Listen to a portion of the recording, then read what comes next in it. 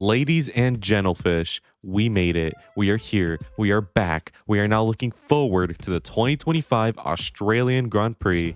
Now, let's be honest, chat. This winter season was pretty boring, at least compared to last year, since nothing will ever top the Hamilton move and the Horn Dog files. But there were notable bits to keep us entertained, such as Lewis finally being shown in red, the Red Bull driver sacrifice, and poor old Jack Doohan potentially falling to the Argentinians.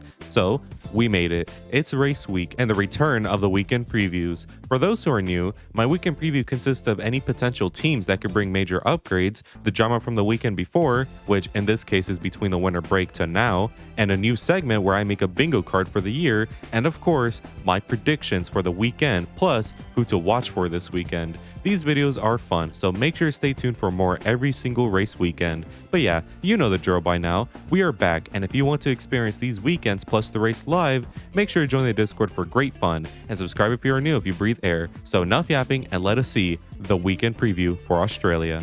See those clouds up in the corner? That's where the rain is coming from. So let us start with the upgrades the teams have brought, which in this case is like nobody really. I mean, think about it like this.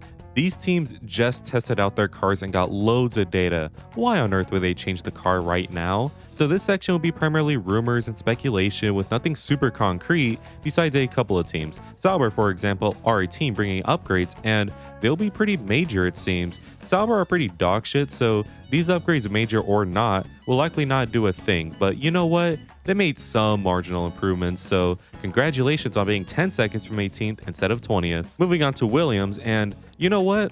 I have zero clue where these guys are at. You have moments like in day 2 where Sainz was fastest, but get real, they're not going to be front runners, even in the midfield, but I guess it is pretty undeniable they certainly look better. 2024 was horrible to put it nicely. However, judging by the tone and attitude of Sainz and Albon, they look happy and the team itself looks happy, so it's probably happy times ahead. Upgrades could be brought to this race that aim to fix its issues primarily with drag, but it probably won't come for a while. But hey, good job, Williams. Now for V-Carb, and I don't believe they are bringing stuff for the car this weekend, so don't expect much from Temper Tantrum Central, but I do want to say one thing.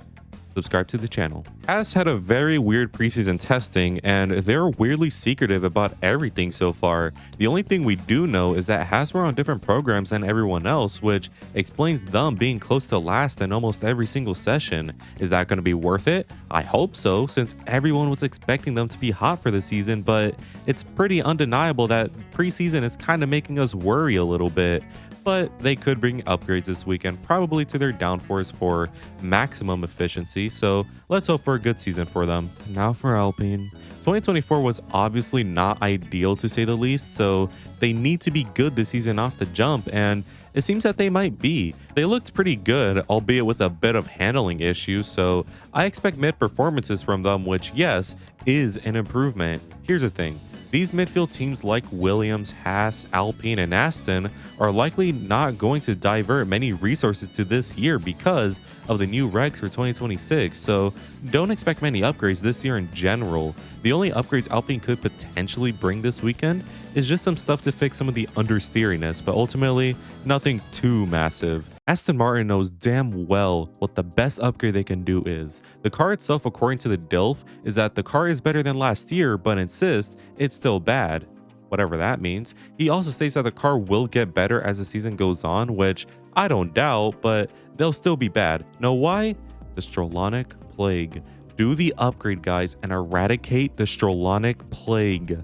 Next is Mercedes, and imagine, there were times in testing where maybe, just maybe, they were faster than Ferrari. Now, I am of the delusional belief that Ferrari were sandbagging, but that's beside the point. Mercedes looked good, man. Maybe it was the Antonelli and Russell difference, but they were kind of cooking. I can't think of any major issues with the car other than basic room for improvement, so yeah.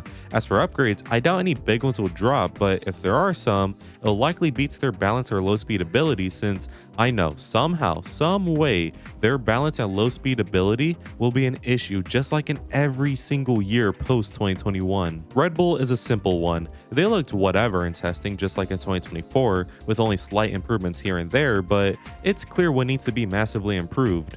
their cornering ability. What happened to them, man? That car used to be silky smooth, but testing showed there is still mid-corner understeer, which I think may be one of the worst things to happen to a car. They need to fix this for Australia, since judging by everything from testing, Australia will be hell for them, so major upgrades are needed soon. Ferrari, I hope, is sandbagging. I have no clue what to think of them since testing revealed that they are good and oversteery. However, 2023 may have come back to plague them. The tire deck didn't look too awesome, so if that is an issue, I would imagine a new suspension upgrade will be coming for Australia or just sometime later. Please, man, please. Now for McLaren, and I couldn't be asked. They're fast as hell and balanced as hell, and I don't care what they do. They'll probably bring some upgrade that miraculously works perfectly and gains them more and more performance. If you think I'm hating because they're so good, well, you're absolutely right. Okay, now for the stories, which I have just renamed it to from drama, and I'm just gonna do from preseason to now. So we start with Cadillac being officially confirmed for next year, and if you are against this, just say you're anti-fun in F1, man. Cadillac has been cooking in other series like WEC and IMSA,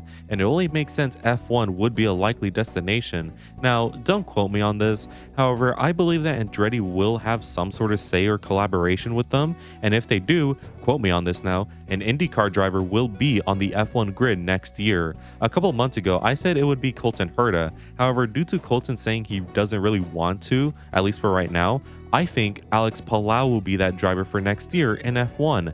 Alex Palou is schooling IndyCar right now, and even though he is a Chip Ganassi driver, I think he'll have the connections and the influence to get a drive. I mean, he has raced for Caddy in WEC before, so hey man, who the hell knows? I also think their second driver will be a returning face, and Checo is the obvious answer. Say what you want about Red Bull Checo, but Checo in the midfield is a monster. Plus, he has big bucks with them, so it makes sense this move. However, I guess you could also say Zhou has an equal chance of getting back in. Next up, I have the rumors of Ferrari sandbagging. Now, if you thought these rumors were by fans, well, you'd be wrong, since they actually come from McLaren and Red Bull also, I think. It makes sense to sandbag since Ferrari have a mountain of pressure on them. If they want to succeed, they need to be in the shadows and show their hand when necessary. So yeah, nothing else to say, I guess. Finally, I have Red Bull accusing Ferrari and McLaren of the Mini DRS. Here we go again. In case you forgot, in 2024 at Baku, McLaren were accused and exposed by a Twitter user of all people of cheating. They claimed and showed that the McLaren rear wing was dropping and raising slightly, which gave a mini DRS effect, or basically making them faster in a straight line. The FIA then promptly restricted this and said, don't do it again, so obviously McLaren did it again for this year with Ferrari joining in too. These accusations this time comes from Red Bull, which we should take it with a grain of salt since they're probably mad they aren't competitive, but they actually have some solid evidence, so much so that the FIA are already putting some regs to observe and ban this if it does show up in Australia, so time will only tell with this one. Now for the brand new segment, my bingo card for the year. I'll be checking in on this in every single winners and losers video to see if it has updated, so keep in touch with the channel. Anyways, here's the bingo card in 3, 2, 1, boom. Let's go through every single one. Firstly, I have Liam wins in Austin. Secondly, I have Colapinto joins the grid. Third, I have Yuki gets a podium. Fourth, I have Leclerc gets 6 wins. Fifth, I have Lando gets 7 wins. Sixth, I have 9 different winners. 7, I have a driver gets their appendix removed. 8th, I have Sauber gets 8 points in total.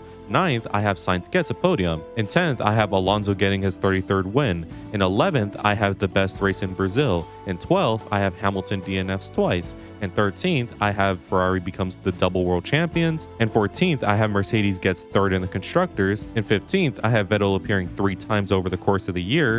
In 16th, I have Hadjar being fired for 2026. In 17th, I have Bortoleto finishing P8 in Brazil. For 18th, I have Hulk bottling another podium. For 19th, I have Verstappen winning 4 times. And for 20th, I have Track Invaders at Silverstone. For 21st, I have the 2026 model car being revealed. For 22nd, I have McLaren having 4 special liveries over the course of the year.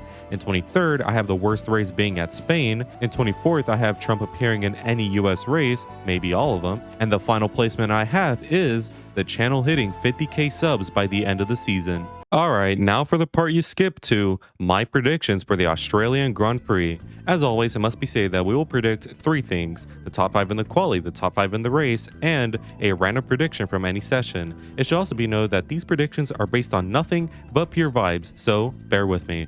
Anyways, let's begin with our predictions, and we first have quali predictions. And I predict that the top 5 on Saturday, starting with 5th, will be Lewis Hamilton, and 4th will be Oscar Piastri, and 3rd will be George Russell, and 2nd will be Charles Leclerc, and for pole position I have Lando Norris after a tight qualifying session. Now for the race predictions, and starting with 5th I have Antonelli, and 4th I have Lewis Hamilton, and 3rd I have George Russell, and 2nd I have Lando Norris, and the winner of the Australian Grand Prix is Charles Leclerc. I swear I'm not delusional, guys. Now for my random prediction, and I think Oscar Piastri will have an engine DNF on lap 37 at turn 10. Too specific? I don't know. Also, hope it's not too late to mention, but join my Discord to make your predictions for the weekend and have a chance to appear in the winners and losers video. And by the way, keep an eye on McLaren this weekend, since this race could be very telling of their pace for the year, so let's hope for the best, which is their worst. Anyways, that was my weekend preview for the Australian Grand Prix. I am ultra hyped for this season, and while I think the race will be quiet, it will be somewhat entertaining and a solid start for the season. We are back, everybody. Anyways, I want to give a quick thanks to all members of the flock for their continued support, and if you want cool benefits like early access to most videos, make sure to join it, since it also really helps me out. Anyways, if you enjoyed today's video, make sure to like and subscribe for better content, and make sure to let me know what your predictions are. And as always, have an amazing day. Good weather for the duck.